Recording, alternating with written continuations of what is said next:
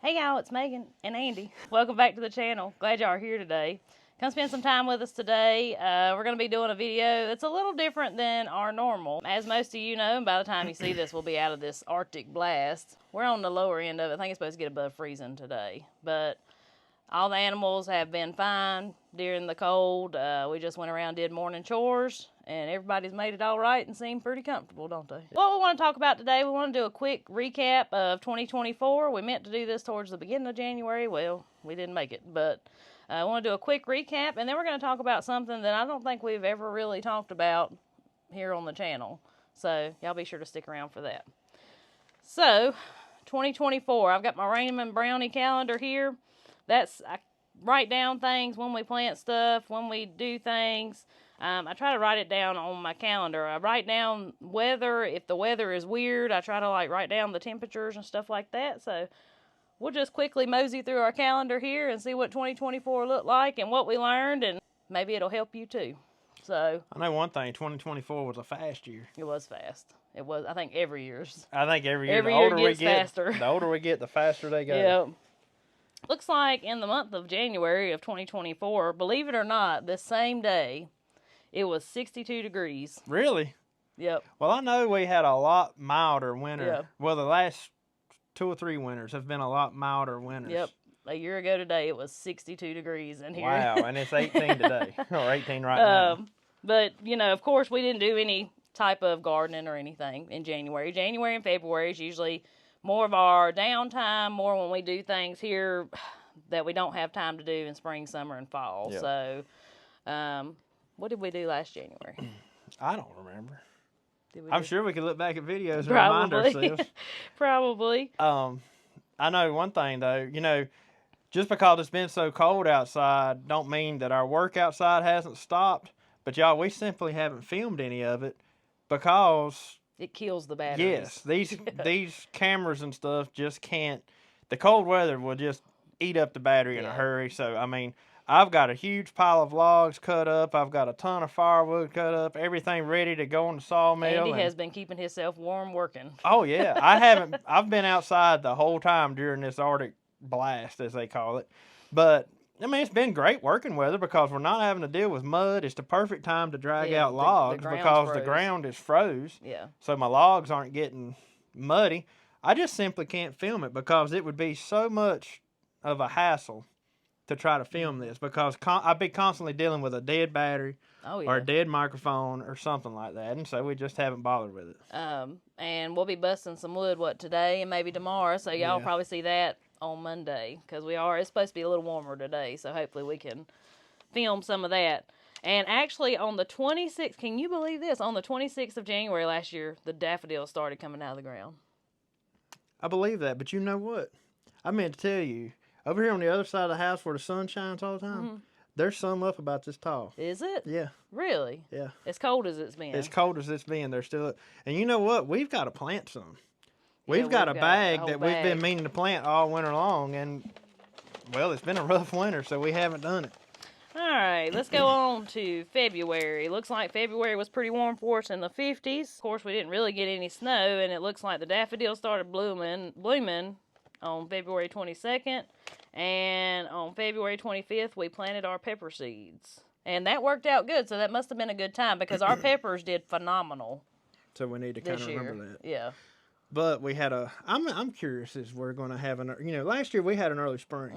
We did. And I'm curious if it's going to be that way this year. As cold as it's been this winter, wonder if we're going to take a major flip-flop and turn really warm. In this North Carolina weather, you never know. It's just no telling. But yeah, we planted our pepper seeds on the 25th. We planted our peas out in the garden on February 26th. We definitely need to remember that, and we hung up our country hams on February 25th.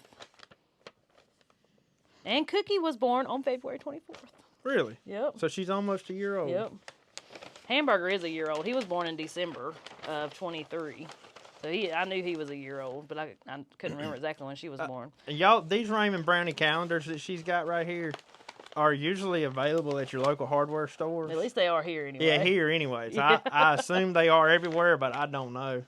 I know there's other versions of a Raymond Brownie calendar that are not called Raymond Brownies, but these tell the the signs and.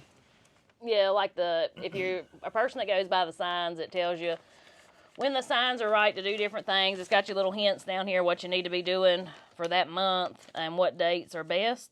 And I just kind of keep notes, like I said, only if it's weird. Like, I don't write down the temperatures every day or the weather.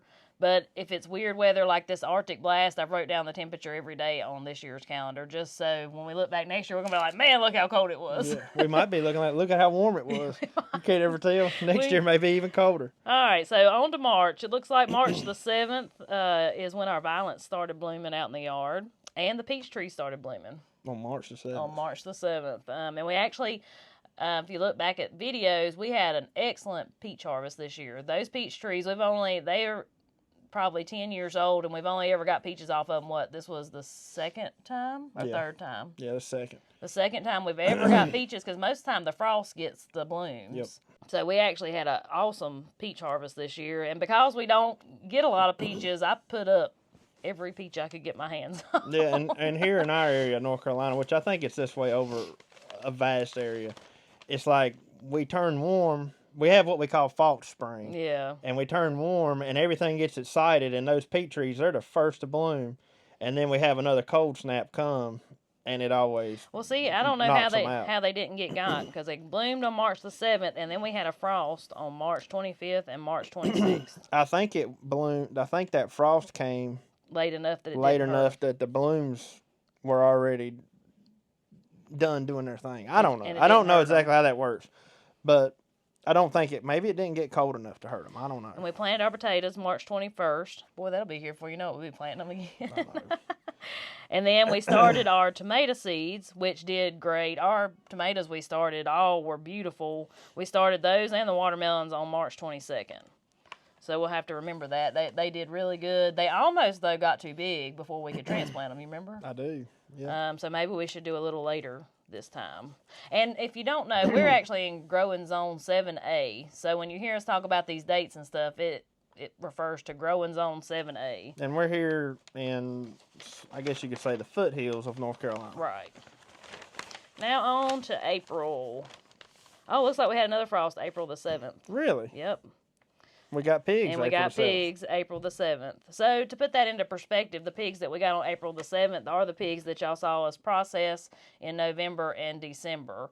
And so we grew out 400-pound hogs in that amount of time. And we get them from, actually I got their shirt on today, but we get them from a farm in Thomasville, North Carolina, Rocky Ridge Farm, and they've got some excellent bloodlines. And that don't speak for itself. Yeah. Well, I mean, some of them were bigger than that. Yeah, some of them were bigger than 400 We had one pounds. close to 500 pounds. Yep. Let's see. We planted our sweet corn April 14th. That was the first crop. That was the first crop. We had a light frost on April 23rd. And then we planted our popcorn. I can't even read my own writing. Beans and peas. Oh, so I guess that's our field peas. Yep. On April 27th. Usually, roughly around Mother's Day, maybe a little before, that's usually when we really start planting garden. Because at this point, if we planted them April 27th, if we were going to get another frost, they probably wouldn't have even been up. Because our last frost date's the end of April, right? Yeah. Is usually our. And so. Mother's Day here is usually when you can really hammer down and start putting stuff in the ground. Yeah. Like, that's your guaranteed date. But you're going to be all right. We always start stuff a little bit earlier than that. But and it's come back to bite us a time or two. It has. The bull, we got the bull. He came on April 21st. And so our calves should be added up the end of this month through the end of March. On to May. I put planted garden, so we must have planted a lot that day. We must have. On May the 2nd. Let's see. We replanted the creek garden. Why did we have to do that? Didn't it drown or something? Did it drown? Something happened down there. We'll have to look back. I think it drowned. Because we had like a major rain. That's right. That's right. Because we had a pretty stand of green. No. The crows pulled it all up. That's what it was. The crows pulled it all up. And we ended up on May the 12th. We had to replant everything that we planted in the creek garden. Because they even pulled up the beans. Yeah, they pulled up everything. So you can look back at those videos from May and see we had a terrible problem with crows. That's right. Because when you had it marked down right here when we planted beans, peas, and popcorn, that was all in the creek garden. That was down there. Yep. Yeah. Yep. We had 3 inches of rain on the 19th. I knew we had a big rain somewhere in there. And we replanted our field corn on May 31st. Because we had... Why did we have to replant Because the field corn? weeds took it. Because it stayed so wet, we couldn't get in it and plow it. The weeds took it. Yeah, so it's been a different, you know, every year with gardening is a different kind of battle. I think this year... Every year. This year, I will definitely plant the field corn later than I've been planting. Because we had excellent luck with what we replanted. Mm-hmm. And in years past, I've planted some here and there that's a little bit late. And I always have better luck with the late corn than I do with the early corn. We'll have to remember that because you didn't plant it till the end of May. I always get excited and want to just plant it as soon as it's, you know, as soon as we're able to plant it. Maybe it's not warm enough for it to take off. I think that's what it is. The ground temperature just ain't quite warm enough. And so when I plant it late, that seed hits the ground and it grows. Yeah. When you plant it early, where the temperature is still cool in the ground, not necessarily the air temperature, but the ground temperature, it just don't take off. Right. So I think that's part of it. And then on to June, we planted our pumpkins on June the 1st, and our pumpkins did great this year too. Andy really worked at them. He did. We'll have to remember that date too, because they worked out to be just about right by Halloween. Yeah, we actually had our own pumpkins for Halloween. And we planted our sweet potatoes June the 7th. Planted creek sweet potatoes June the 8th. Let's see, what else? That all worked out good too. And here's another thing.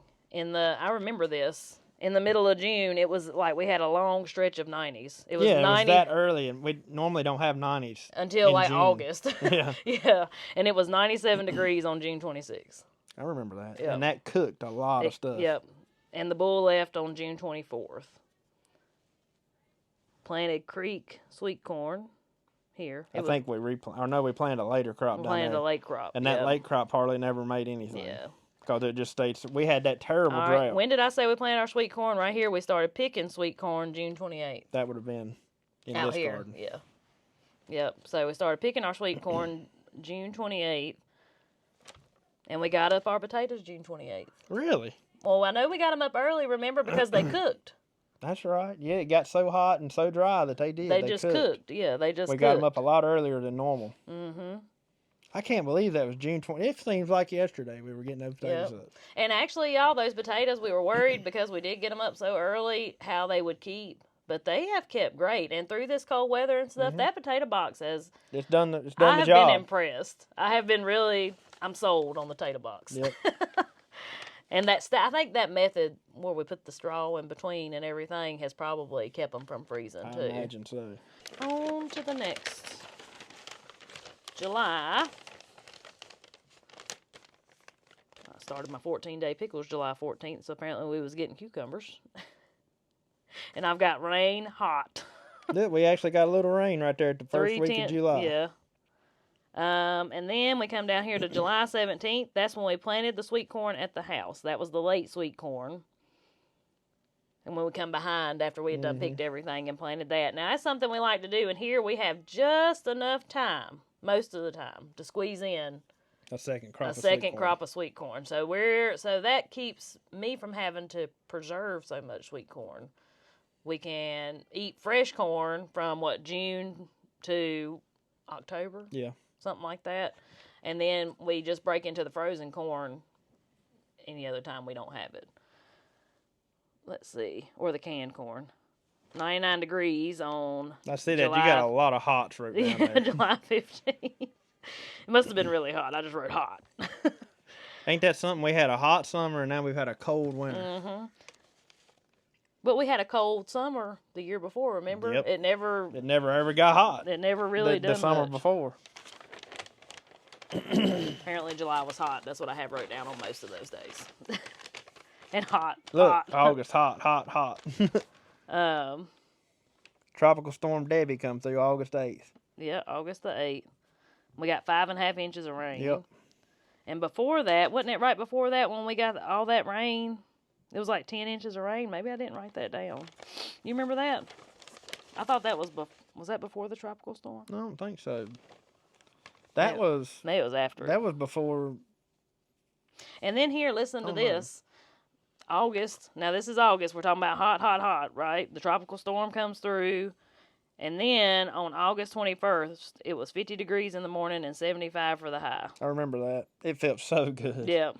So we had dealt with that hot, humid for so long, Yep. and then that come around, we were like, man, this All right. is nice. Well, here's something else. On August 31st, we planted our peas, our green peas. Our green peas. Well, if we're going to try to make green peas Yep. this year, we It's need to gonna plant them earlier than that at because least they just didn't have time. A couple weeks earlier, I think we would have been all right. Down to September. Yep. Apparently it was a pretty mild September, 75, 75. Planted salad at the house. That's when we planted our salad patch.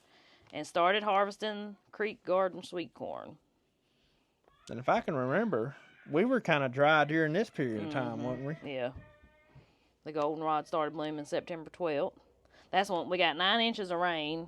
It was 9 or 10. It run the rain gauges over on September 17th. That was wild. And that came out of nowhere. That was the flood that flooded the creek and everything down here. And the creek garden went underwater. Everything was underwater, yeah. And we got up our sweet potatoes right before that. And then, but Helene come through. Like the next week. I Yeah, think it I was wrote the it following on. week. Right here it is. Yep. September 27th. Yep. And we just got 2.5 inches of rain from that. Planted our cabbage plugs on September 24th and started picking last sweet corn. So I guess that was out here. On September. Which it was too late for those cabbage plugs. Yeah, the cold weather they're done. Yeah, they tried. Which we knew it was going to be too late, but if we'd have had a mild winter like we've had the past several years, they would have probably been fine. But you see how in handy this little calendar comes? I mean, we can look back and say, okay, this worked, this didn't. We planted this too late, this too early. I don't know. I just enjoy looking through it. And then in October. And it also tells you some, like, they'll say on here, it'll say it's going to turn cold. It's almost like an almanac. Yeah, except in calendar form. In calendar form, yeah. Now, it's not always right, but a lot of times, y'all, this thing's... It's close. It might be a few days off. Mm-hmm. But it's usually close. October the 12th, we harvested the raised bed sweet potatoes. I wrote on there good size. Good size. And then started picking my late tomatoes here, October 20th. And that's really all for October. Not a lot wrote down there. Oh, right here, first frost, October 18th. That was a very light frost. Yeah.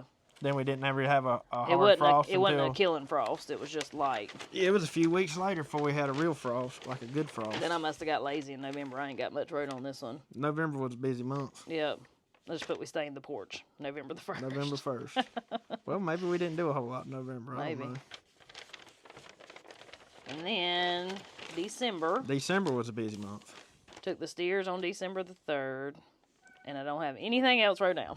Yep. And December, y'all know, was when we were doing our hogs and everything. And that usually takes up between the hogs and Christmas. That really takes up a lot of time. Is there anything in 2024 that you learned, or? Oh, me. I learn something every year. Like I said, I think my main thing is I'm going to plant my field corn just a little bit later than normal. Now, this year, it'll probably mess up. I'll be wishing that I'd have planted it earlier. You know, because weather never works out the way you want it to. Right. Yeah, well, I mean, honestly, it was a fight, and I want that to encourage you. And if you do go back and look at our, watch our old videos from this past year, it's always a fight. No matter if you've been gardening, this is your first year or your 20th year, there's always a different battle, but it's worth it. If you enjoy doing it, it's worth it. That's right. It's all in what you want to do. Some people like to do woodworking. Some people like to do metalworking. Some people like to do mechanic, and some people like to go play golf. Some people like to go fish. Yep. We like to garden, and we like to do the things we do, and that's what makes it more, I guess you say, more enjoyable for us, and makes it... And yes, it's hard work, but you don't work a day in your life if you like what you're doing. That's right.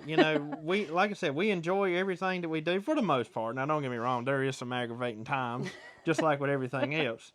But, I think as long as you enjoy it, that allows us to be able to fight harder than what some people would. Yeah. Because we actually enjoy doing it. Yeah. And I don't know, we enjoy the outcome of it. Yeah. when you get done with it and you're like, you know, this is what we get now. Yeah. Oh, it's so satisfying when you first put your bare feet in that finely tilled up dirt and you're out there planting seeds. Oh, I can't wait. Especially on this cold morning. I'm just dreaming of a warmer day. Now, is there anything special for 2025 that you might have planned or you've got coming up, or? Special? Well, just anything. Like anything in particular that we don't normally do that you want to do for 2025. Take it one day at a time. My goal is still the same as it was last year. I intend on being able to be here more than I was before. Yeah. You know, so I think that's my goal for the whole thing. Whether I get more done this year that's, I don't know, you know, but I guess we'll just see. Yeah. But I intend on being able to be here more and be able to do more of it instead of having to fight it so hard on just the weekends. Right. We'll see. It's nothing I can predict right now. It just all depends on how work goes and everything else. But right. I really hope that I can see it through. Hopefully so. And I will be here to help you any way that I can. Well, that's the reason I want to be here, so I can help you. Yeah. You think we might see a cookbook in 2025? I don't know. Maybe a website. A website. Well, we're getting somewhere. We're getting somewhere. We'll get us a website. You've slowly been working on that, haven't you? Yeah.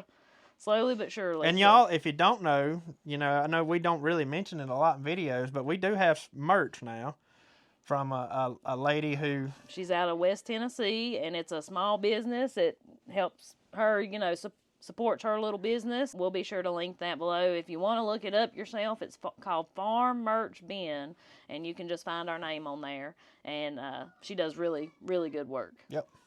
And really awesome to work with. And so far, everything I've heard, everybody that's bought stuff has been happy with it. Yep.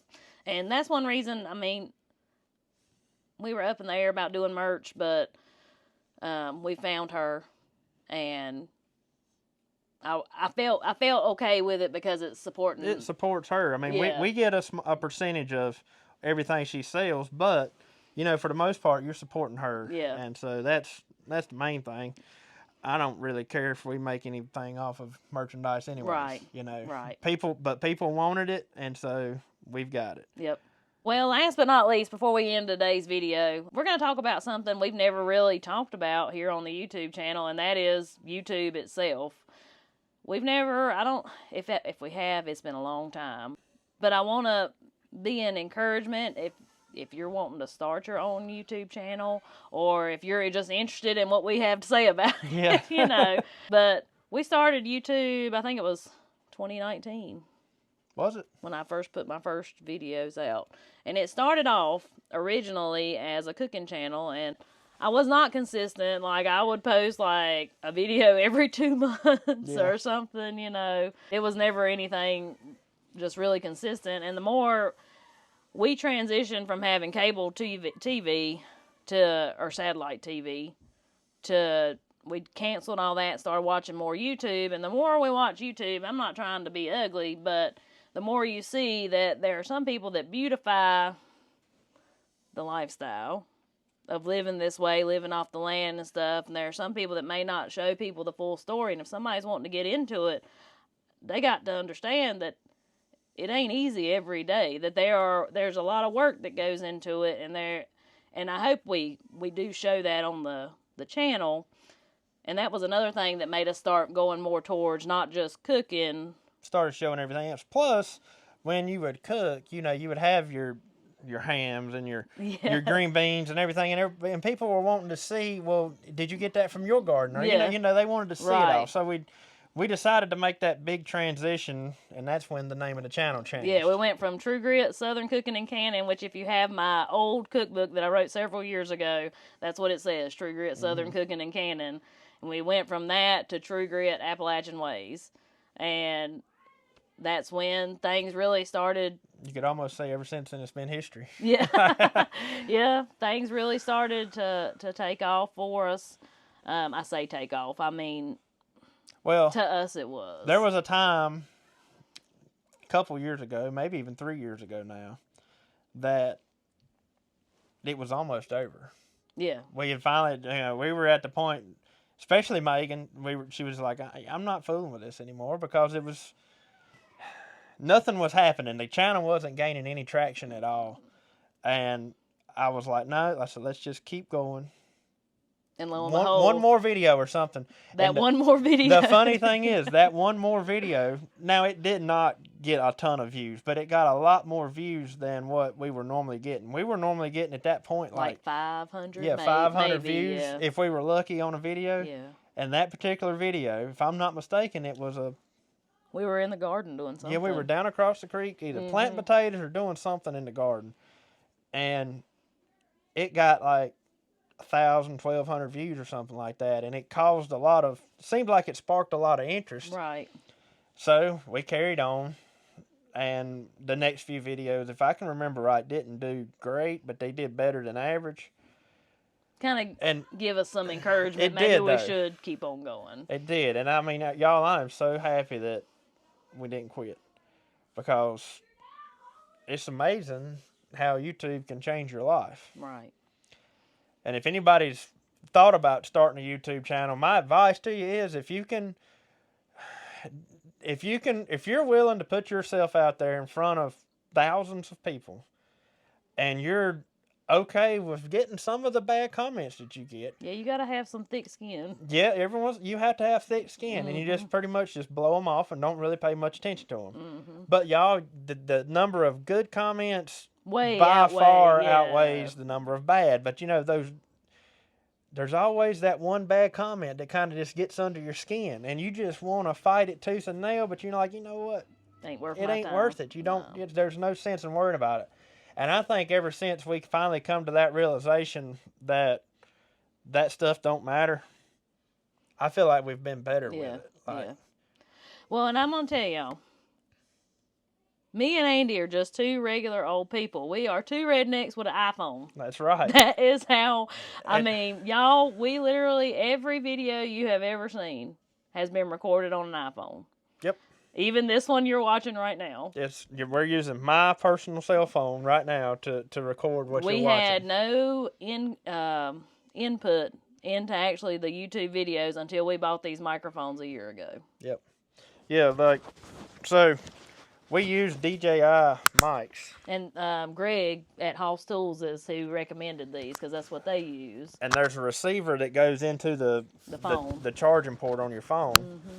And that's the most technical thing we use to make these videos. Yeah, I edit the videos. I edit all the videos, and I do those actually on my phone through a free app called InShot, INSHOT, if anybody's wondering. And I guess we're saying all this to say, if you want to start a YouTube channel of your own, you probably already got the tools to do it with. Yeah, you don't have to go out here. We recorded for years, and granted, the sound quality is 10 times better than it used to be because the iPhone's microphone is much to be desired. Well, it works good. If you're holding the phone to your face. If you're close to yourself, because we still do a lot of filming without mics.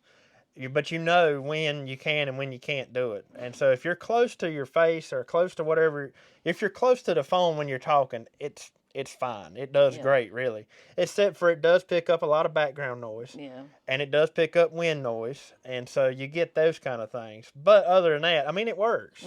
You just don't talk when you're away from the camera because you're not going to hear you. Right, right. So this is not a competition. I encourage, if every one of you want to go out and start a YouTube channel, best of luck to you. And it's just like anything else in life, I think. It's how much work you're willing to put into it. Yep, and she said that we're not technical people. Y'all, I couldn't tell you the difference between a megabyte and a gigabyte. I honestly do not know. I couldn't either. And to be honest with you, I don't know that I necessarily care. It doesn't affect anything that we do. Yeah. All of the videos that we record are stored on our phones. We don't have. We are not technical people. We're not at all. And I want y'all to understand that let me put it this way. Like, we watch a lot of YouTube, and we see different shots and stuff that people make, and so that gives us better ideas. Yeah. I think to be better at YouTube, you have to watch a lot of YouTube. Now, Megan, for granted, doesn't watch any YouTube. I guess I watch a little bit. I'm the YouTube watcher. I really am. But, you just... I have a hard time sitting still.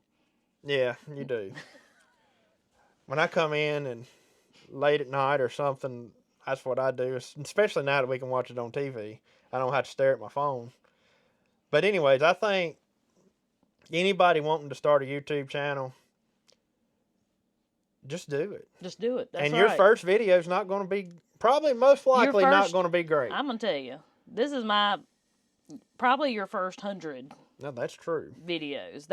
In those first 100 videos, you're really figuring out who you are as a video person. And I'm going to tell you, that reminds me too. Be yourself. Like, yes. People can tell. If you're not being true to yourself, like, I think people catch on to that. And there's a few channels we used to watch that are that way. And we caught on to that, and I don't care to watch them. But it's almost like sometimes, too, with the bigger their channel gets, the less they are themselves, and the more they're trying to satisfy everybody else or something. My biggest goal for YouTube, and I have said this all along, especially since the channel started growing, if you meet us out in public, I want you to think that we are the same people that you see on video. Like, that has always been my goal. Like, if you see me in public and you talk to me, I hope that I come across as the same person that I do on the videos. The funny thing, y'all, is me and Megan were in here fixing supper the other night, and we weren't recording anything. We were just doing we were just fixing our plates. Yeah. And Maggie comes in and says, "Are y'all recording?" And Megan looked at me and she said, "Well, I guess that's a good sign right there. If our kids can't even tell when we're recording and when we ain't recording, then we know we're doing it right." Yeah.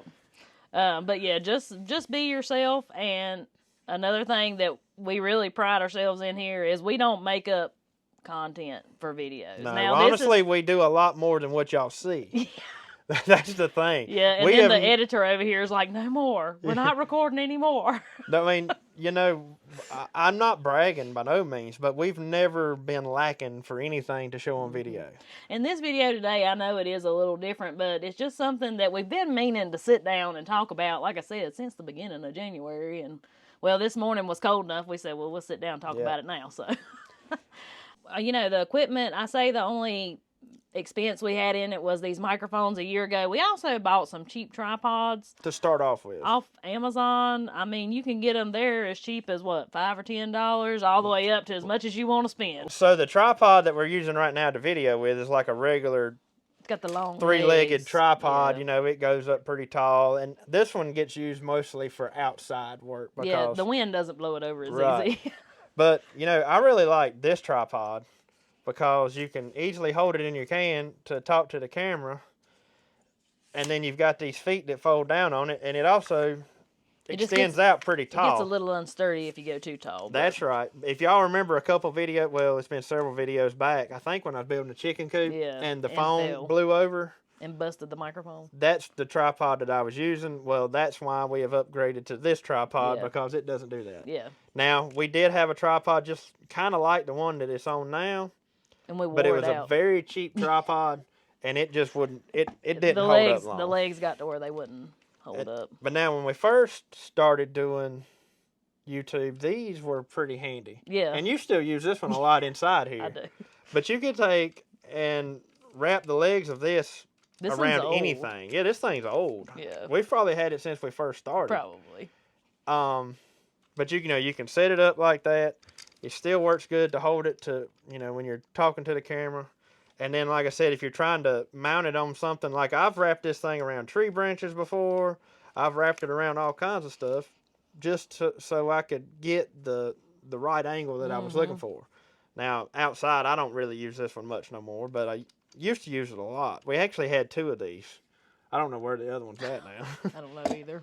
But, all of this stuff was bought cheap. Yeah, it was pretty cheap. Yeah. It was really cheap. Yeah. So when we first started out, and even now, we've only got just a few $100s worth of equipment we do YouTube with. Oh, yeah. Like if you count our phones, they're expensive, but most people's going to have a smartphone. Yeah, nowadays. Anyway, yeah.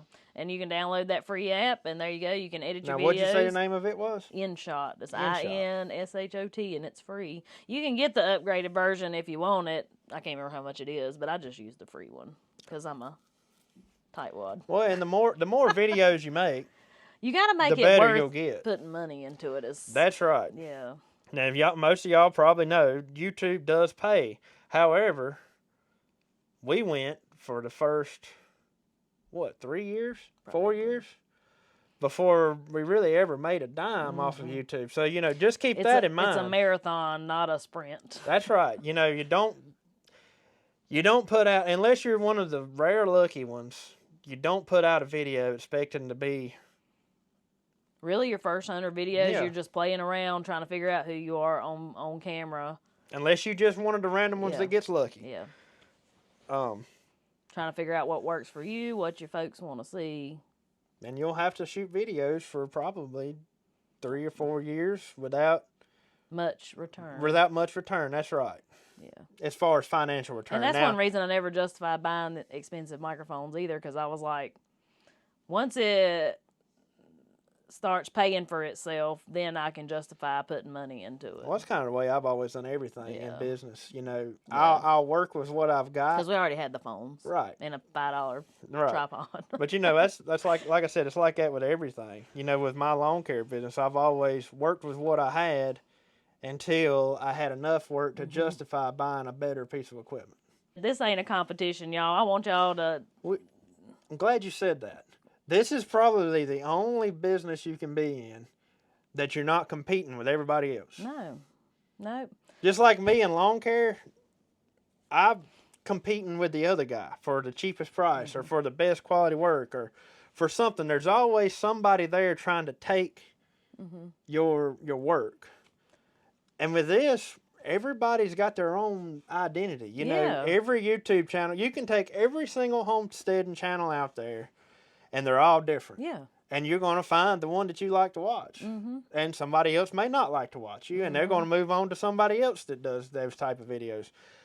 And the cool thing about YouTube is you can make videos on what you're interested in. Yeah. So it doesn't have to be homesteading. Maybe you do homestead, but you just don't care nothing about making videos about it. But if you've got that one little specific hobby, maybe woodworking or, even, the kids play with Legos all the time, but they watch a guy on YouTube who's an older guy who builds with Legos. Yeah. But, they get a lot of ideas from him. Right. So, his YouTube channel is about building Legos, just any little thing, whether it's shop tools or whatever. The audience for YouTube is unlimited, I think. Yeah. There's billions of people. There's a lot of people out there in this world, and they're all interested in something different. Yep, that's right. And so that's where you can find your niche, what you really like to do, and you can, like I said, as long as you don't mind putting yourself out there in front of thousands of people, you can find so many people who have the same interest as you. It's just like here, even though where we grow up, everybody kind of does the same thing. Along the way, we've met tons of other people who are all interested in exactly the same things we are. And it just makes, I don't know, you make a lot of friends. Just like our community here, I recognize most of the people, especially the ones that comment a lot. All the time. We don't have a face to put with you, but we know the names. But we know you, yeah. We know your names. And so don't ever think that, we can't always get back to all the comments because we get so many these days and we just stay so busy. But we see you. You know what I mean? Yep. We recognize you and we see you. And we appreciate every one of you. Yep. And because without y'all, it wouldn't be no channels. That's exactly right. That is exactly right. Yeah. We have to remember all the time, without the viewers, the channel wouldn't exist. That's right. Of course, without us, it wouldn't exist either. But, the fact of the matter is, without y'all watching, we wouldn't be anything. That's right. So, like I said, this is not a competition. I want to see everybody succeed, and we want to give a quick shout-out to some of our favorite smaller YouTube channels that we enjoy watching or that we know personally. Yeah, some of them we know personally. Others we've never met, in person or anything, but we watch them a lot. Yeah. So, JT West, which is who hooked us up with actually the farm merch bin. Yep. He told us about her. We've never met him personally. Andy's talked to him several times, though, and we really enjoy his stuff. If you like the gardening and the tractors. Yeah, JT West does a lot with and I'll link all these channels in the description, too, so people can find them. And he's actually not too terribly far from us. Yeah, what, hour or two? Probably about an hour or two. Yeah. But we really enjoy his stuff. Perry Hill Farms, if y'all remember last year about March, we went down to South Georgia and Southern Alabama, and we went and visited Perry Hill Farms, and they have a cool thing going on down there. They've got a little homesteading channel, and they came up here to visit us, too. If you go way back in the videos, you'll see a video of us together. Just such good people, such good people, and they really have a cool family thing going on there on their farm. They all work together, taking care of their homestead there. So I think y'all enjoy that.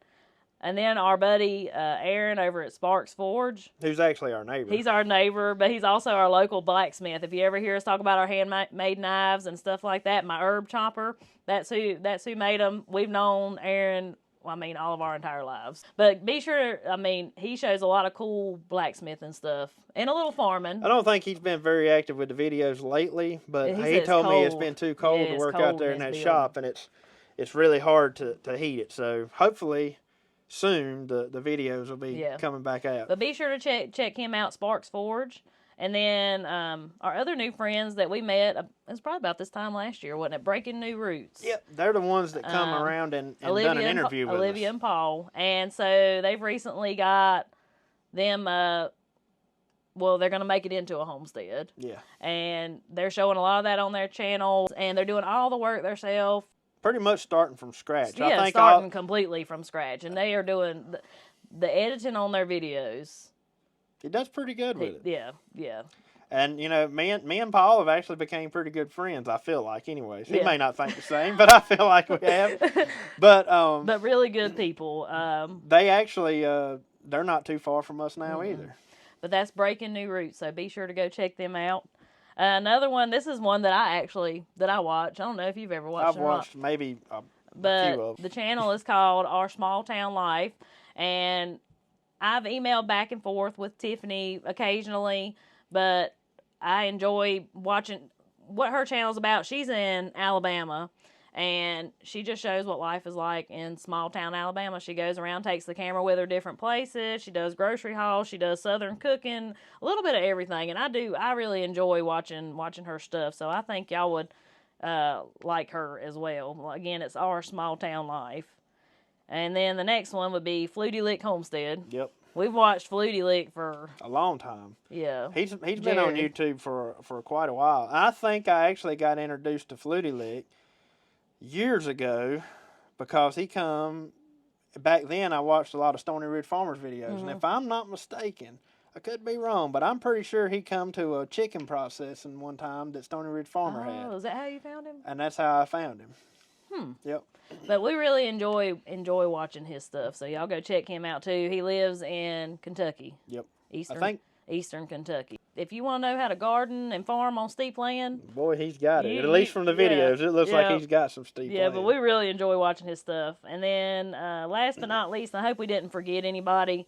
These are the ones we kind of sit down and made notes of. And, you know, these are the smaller channels. Yeah. Of course, we watch a lot of the bigger channels, too. Right. But I'm sure y'all probably already know who all those are. But K&H Tractors. Now, he's in Southwest Virginia. And I watch him more than Megan does. Yeah. Actually, sometimes she watches him with me, but, you know, I'm the one who puts it on there. Yeah. He does a lot of tractor work. Y'all know that I like running tractors and stuff. Nobody would ever guess. They wouldn't, would they? But I would say that he does a lot of the same things with tractors that I do, and I think that's why I like watching him. He cuts a lot of hay. They do a lot, like this time of year, you know, he's in the woods, dragging out firewood, dragging out logs and stuff, you know, and it's exactly what I'm doing. And I feel like his name's Ben. I feel like he, you know, we've never met him, but I feel like he's probably a really nice guy. Right. But yeah, I guess that's going to about wrap it up. Y'all be sure to check those out. And I hope some of the tips that we talked about today will help you out, either in your gardening journey or your YouTube journey. That was just kind of a recap and you know, we've gotten a lot of questions lately about YouTube, so we thought we'd stick that in here too. So anyways, guys, till we see y'all in the next one. Y'all have a good one. Have a good one.